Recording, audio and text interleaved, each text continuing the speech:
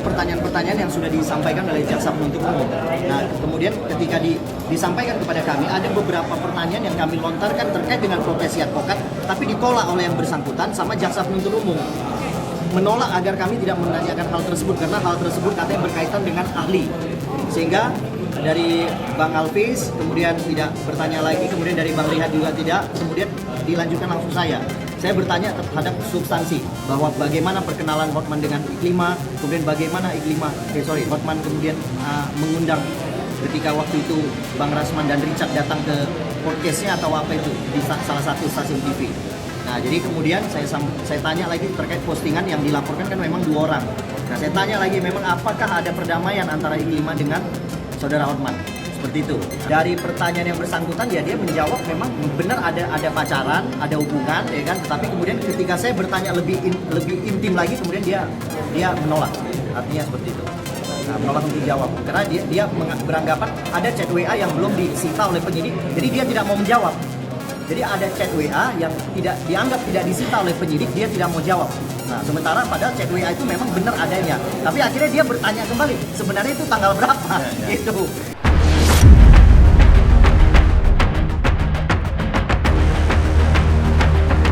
Pemirsa Intens Investigasi. Usai Firdaus Oyobo dilaporkan ke Bares Krim Polri, hingga kemudian berita acara sumpah profesi advokatnya dibekukan karena dinilai sudah melanggar poin sumpah advokat terkait kegaduhan yang dilakukannya dalam persidangan di Pengadilan Negeri Jakarta Utara. Kini, Firdaus Oyobo kembali menjadi pusat perhatian.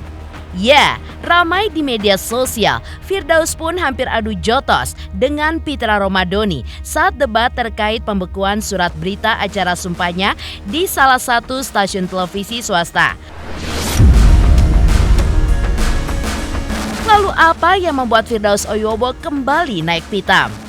Benarkah suasana pada saat itu pun menjadi tegang karena Firdaus tidak suka dengan Pitra Romadhoni saat sedang berbicara sambil kakinya diangkat? Benarkah juga Firdaus pun tidak suka karena Pitra Romadhoni yang suka memotong saat ia sedang berbicara?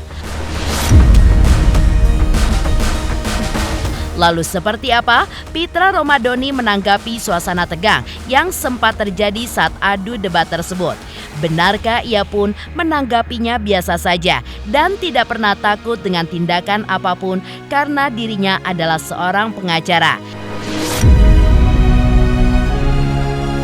Dan benarkah juga semua pemicu gejolak emosi pada saat itu akhirnya berakhir dengan damai karena ditengahi oleh Rasman Arif Nasution? Pemirsa, bersama Intens Investigasi, kami hadirkan kabar terkini, terpercaya, dan teraktual. Tetapi sebelumnya, jangan lupa untuk like, subscribe, dan juga share channel YouTube ini.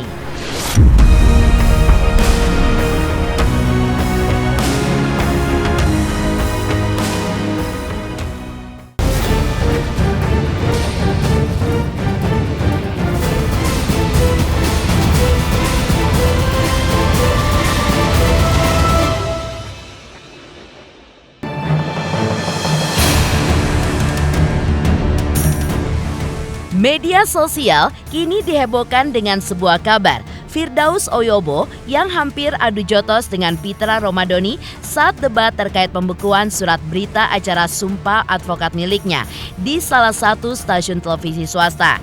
Menurut Firdaus, saat ia sedang berada di atas panggung, ia pun melihat anak buah Pitra Romadhoni berteriak-teriak mengejeknya yang mempunyai gunung. Dengan adanya teriakan dari anak buah Pitra Romadhoni tersebut, Firdaus pun merasa konsentrasinya terganggu, hingga ia pun merasa geram dengan tingkah laku anak buah Pitra Romadhoni tersebut.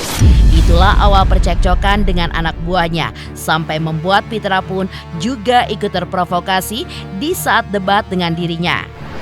Di mana sebenarnya narasi yang disampaikan oleh Pitra Romadhoni sudah sejalan dengan dirinya. Tapi Firdaus pun tidak suka dengan sikap Pitra Romadhoni saat debat karena mengangkat kakinya. Sehingga kalau berbicara tentang etika, maka Pitralah yang tidak beretika. Selain itu, saat Firdaus sedang berbicara, langsung dipotong oleh Pitra hingga akhirnya terjadilah keributan di antara keduanya. Namun akhirnya, ia dan Pitra Romadhoni pun saling memaafkan karena didamaikan oleh Rasman Arif Nasution. Anda tak di sini. Saya. Apa? Saya menghargai Anda. Jadi awalnya kan gue lagi di atas panggung podium debat, ya kan?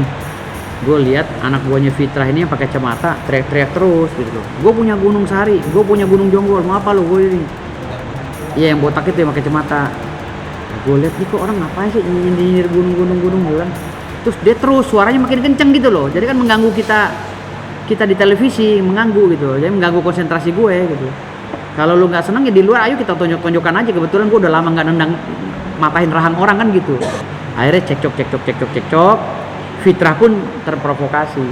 Akhirnya gue debat terus sama Fitrah kan. Gue cecar terus Fitrahnya gitu loh. Jadi gue anggap malam itu, oh Fitrah bawa orang preman ini untuk intimidasi gue. Berarti lu nggak sah dong. Nggak profesional dong. Enggak sih, perbedaan pendapat enggak. Sebenarnya kan narasi yang disampaikan oleh si Fitrah juga kan sejalan sama gue. Cuman nggak demennya gue tuh Fitrah waktu di depan profesor, di depan podium itu kan dia di atas, kakinya diangkat gitu loh. Ngomong itu kakinya diangkat. Kan di sebelahnya profesor, sepatunya dia tuh hampir kena ininya profesor gitu loh. Jadi maksud gue, lu ngomongin etika, lu aja nggak beretika gitu loh.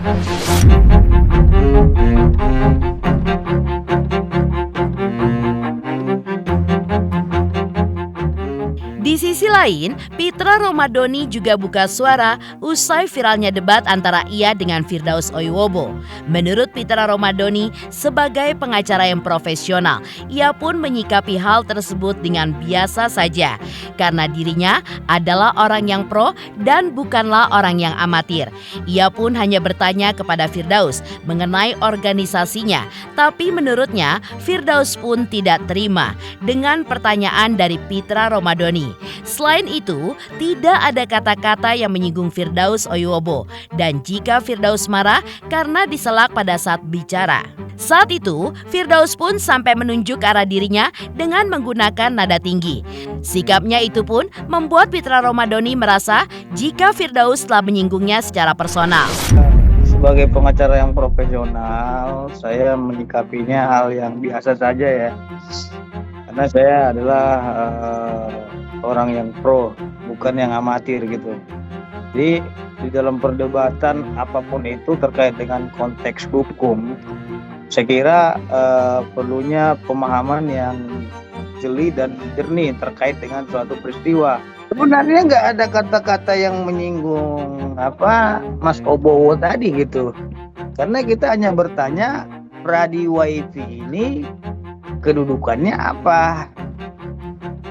Nah, mungkin dia merasa dirinya itu disela pada waktu dia berbicara. Tapi tolong diingat bahwasannya kita bertanya itu atas izin daripada moderator gitu loh.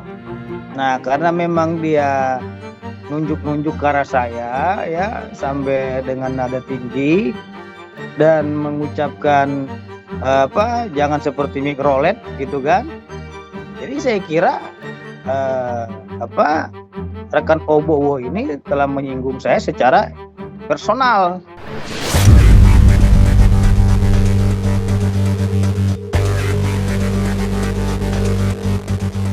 Selanjutnya, Pitra Romadhoni juga menegaskan jika ia tidak takut dengan tindakan apapun karena ia adalah seorang pengacara. Dan setelah selesai debat, Firdaus pun sudah meminta maaf kepadanya yang ditengahi oleh Rasman Nasution. Menurut Pitra Romadhoni, Firdaus pun menyerang dirinya secara personal sebanyak 3 kali. Tapi ia pun tidak menyerang secara personal karena menganggap Firdaus sebagai rekan satu profesi dan tidak layak jika melakukan hal seperti itu. Namun Firdaus pun makin menjadi-jadi dengan menyebut Pitra Romadhoni sebagai pengacara Google dan menyebut seperti mikrolet. Tapi semuanya itu pun diakui oleh Pitra Romadhoni sudahlah clear dan Firdaus Oyowobo pun sudah meminta maaf kepadanya. Sehingga saya tegur dengan tegas dan keras gitu loh. Nah, dan setelah saya tegur dengan tegas, yang bersangkutan tidak terima, ya makanya saya sampaikan bahwasanya kita tidak takut terhadap tindakan apapun, baik tindakan kekerasan, premanisme dan lain, kita nggak takut itu gitu loh, karena kita seorang pengacara gitu. Nah, sama itu yang bersangkutan itu menyerang saya secara personal ada 3 kali, ya. Saya sebenarnya nggak menyerang pribadi secara personal karena saya menganggap sebagai rekan sejawat satu profesi yang sekarang ini yang bersangkutan mantan advokat karena dibekukan status pengacaranya. Nah, yang pertama ada kata-kata memang saya tulis itu, yang saya ingat-ingat, yang bersangkutan menyebut saya sebagai pengacara Google, advokat Google katanya gitu kan. Nah, itu kan menyerang orang secara pribadi. Nah, terus yang kedua, dia menyebutkan juga dengan kata-kata jangan seperti mikrolet saudara Fitra gitu kan. Nah, itu sudah menyerang secara pribadi orang. Kalau mau berdebat aja gitu loh.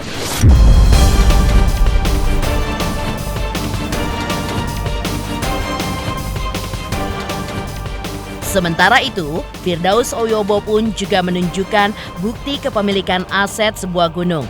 Menurut Firdaus, tidak sebanding dengan mobil Lamborghini Hotman Paris. Ditambah lagi, ia pun memiliki tanah 50.000 hektar yang harga 1 meternya pun 1 juta rupiah.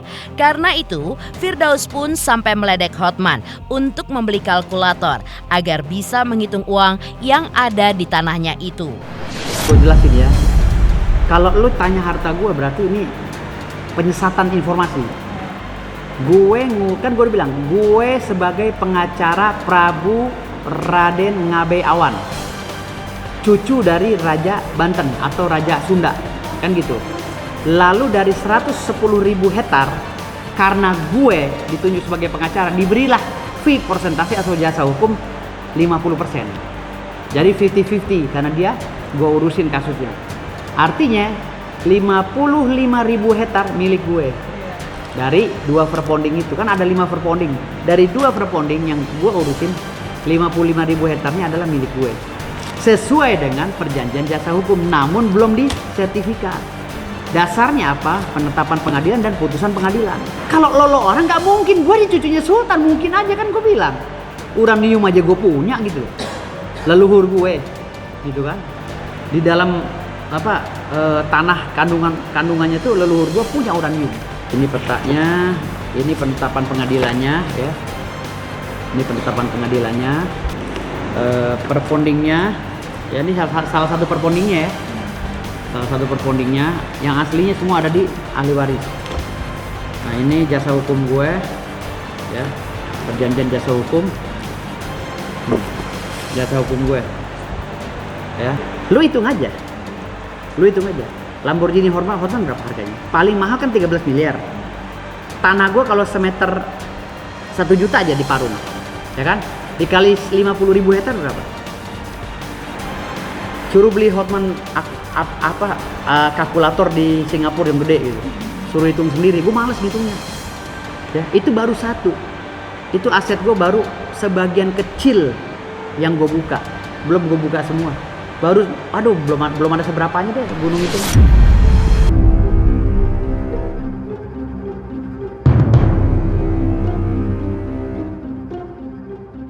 Di sisi lain, Rasman Arif Nasution pun tetap akan menjalankan sidang untuk kasusnya dengan Hotman Paris Hutapea yang akan kembali berlangsung di Pengadilan Negeri Jakarta Utara. Lalu benarkah Rasman pun akan tunduk dan juga patuh saat persidangan nanti? Apakah Rasman pun bisa menepati janjinya itu dan tidak akan tersulut lagi emosinya terhadap apa yang akan terjadi di persidangan nanti?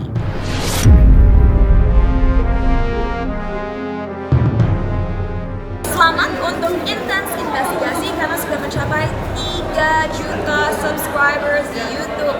Sukses selalu and all the best.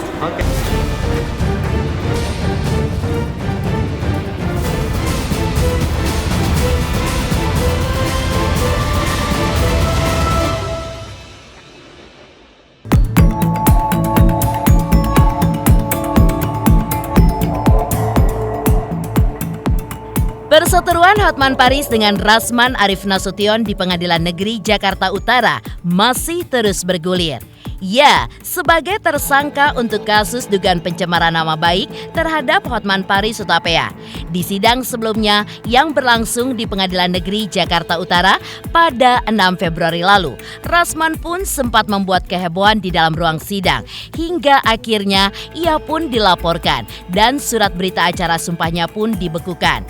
Maka kali ini Rasman pun mengungkap di dalam persidangan nanti ia pun akan patuh dan juga akan taat kepada proses persidangan serta tidak akan melakukan tindakan yang kontra lagi.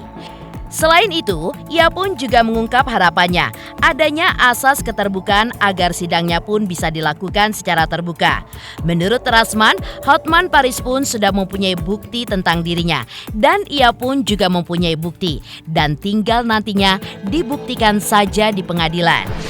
Jadi kalau saya untuk besok itu rasanya nggak ada yang perlu dikhawatirkan dan saya sudah minta seluruh tim hukum saya.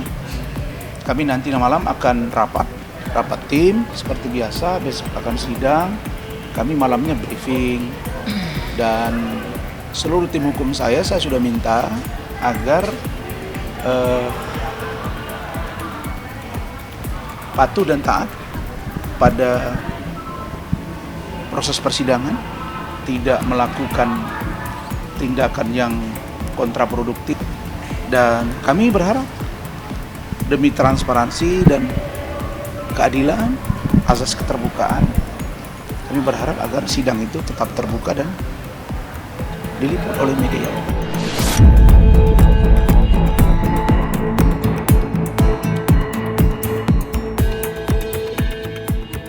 Selain itu, menurut Rasman, apabila di peradilan tidak bisa dicari kebenaran material, maka putusannya pun bisa menimbulkan penerapan hukum yang keliru.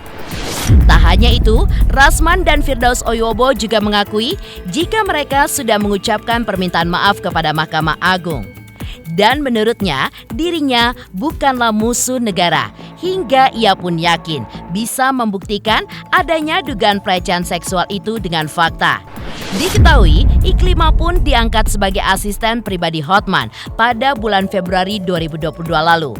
Namun, Iklima pun mengundurkan diri setelah beberapa minggu bekerja karena diduga tidak cocok dengan Hotman Paris. Kalau di peradilan itu tidak bisa dicari kebenaran material, nanti putusannya akan bisa menimbulkan penerapan hukum yang keliru atau yang disebut dengan Ministry of Justice. Adapun tentang saya dan berita acara sumpah dengan Firdaus, kita sudah menyampaikan permohonan maaf lisan dan tertulis. Dan saya percaya bahwa Mahkamah Agung, Pengadilan Negeri Jakarta Utara, Pengadilan Tinggi DKI Jakarta, kemudian PT Ambon, Pengadilan Tinggi Ambon akan memahami dan saya sudah bilang juga tadi malam, saya sampaikan saya ini Rasman ini bukan musuh negara. Apa yang disebut dengan musuh negara? Satu, menyebar ajaran yang menyimpang dari Pancasila 45. Ajaran apa? Komunis misalnya. Saya bukan. Apalagi musuh negara, gembong narkoba. Ini musuh negara, koruptor musuh negara. Terus apa lagi? Pembunuh yang sampai mutilasi, pembunuh berat. Itu musuh negara. Itulah yang kita kejar. Nah, membuktikan bahwa ada dugaan pelecehan seksual misalnya, itu kan harus dengan fakta di luar kesaksian. Saksi itu sudah saya sebutkan, ada silent evidence, ada speak evidence, atau direct evidence atau indirect evidence. Itu dua poin itu. Nah, kita mengumpulkan dari keterangan saksi, nanti dari Kementerian PPA akan saya minta. Yang kedua, dari segi silent evidence, bukti dokumen. Ada surat kuasa. Siapa yang membuat surat kuasa? Siapa saksi dia tanda tangan? Bahkan saudara Faris Donggowi, kuasa hukum setelah saya, sudah diperiksa di Polda Metro. Laporan saya terhadap si Iklim Hakim. Di situ saudara Faris mengatakan bahwa benar yang dicabut kuasa itu adalah dari kuasa hukum saya. Jadi inilah yang menimbulkan kekisruhan sehingga saya dianggap turut serta.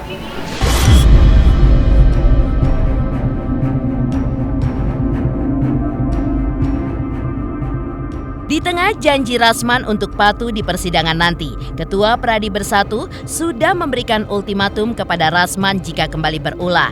Lalu seperti apa ultimatum tersebut? Benarkah untuk memastikannya, Ketua Pradi Bersatu pun juga berjanji akan mengawal jalannya sidang selanjutnya.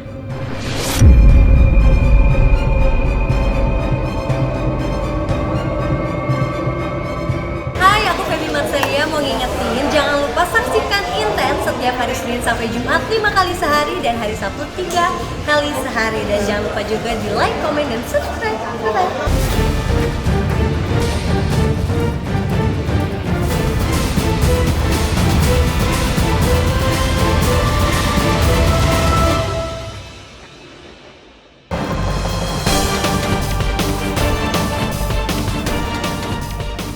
Meski sudah berjanji akan patuh di sidang selanjutnya, namun tetap saja Rasman Arief Nasution pun mendapat ultimatum dari Ketua Pradi Bersatu Boy Kanu. Bahkan ditegaskan oleh Boy Kanu, dirinya pun akan memantau jalannya persidangan pada tanggal 20 Februari mendatang. Hingga bisa dipastikan kalau jalannya sidang berjalan dengan baik dan tidak ada lagi kegaduhan saat seperti di sidang pada tanggal 6 Februari lalu. Dan hal ini pun dijelaskan oleh Boy Kanu sudah disampaikannya kepada Rasman pada saat sidang etik di organisasi. Dan bila Rasman berulah lagi, maka KTA advokatnya pun akan dicabut. Selain Rasman, Boy Kanu juga meminta kepada semua yang hadir di dalam ruang sidang supaya tenang dan mengikuti aturan tata tertib dalam persidangan. Dan poin penting adalah tunggu dalam agenda pembuktian, supaya Rasman bisa membuktikan secara hukum bahwa dirinya tidak bersalah, sehingga tidak perlu terjadi ribut-ribut. Enggak, saya sudah delegasikan kepada Wakil Ketua Umum untuk memantau, untuk persidangan memantau. Jadi kita tunggu bagaimana hasilnya. Dan saya yakin bahwa tanggal 20 akan berjalan dengan baik. Iya, dalam sidang politik kemarin kan kita sudah sampaikan bahwa apabila Bang Rasman melakukan satu kali lagi, maka kita akan cabut KTA. Dan kita minta supaya Bang Rasman berjalan dengan baik, prosedur yang ada tertib dalam persidangan. Semuanya kita minta supaya tenang, menguasai diri, ikuti aturan tata tertib dalam persidangan. Ini poin penting karena ini baru permulaan. Yang paling penting adalah tunggu dalam agenda pembuktian supaya Bang Rasman membuktikan secara hukum bahwa beliau tidak bersalah. Ini yang paling penting. Jadi kita nggak usah ribut-ribut dulu, nggak usah bikin gaduh. Yang paling penting adalah ikuti semua tata tertib persidangan.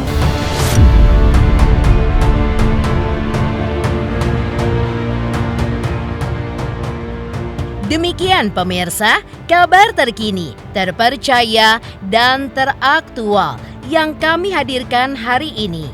Saksikan terus Intens Investigasi setiap hari Senin sampai dengan Jumat, tayang 5 kali sehari dan Sabtu tayang 3 kali sehari, yaitu pada pukul 11 siang, 12 siang, 3 sore, dan 6 sore.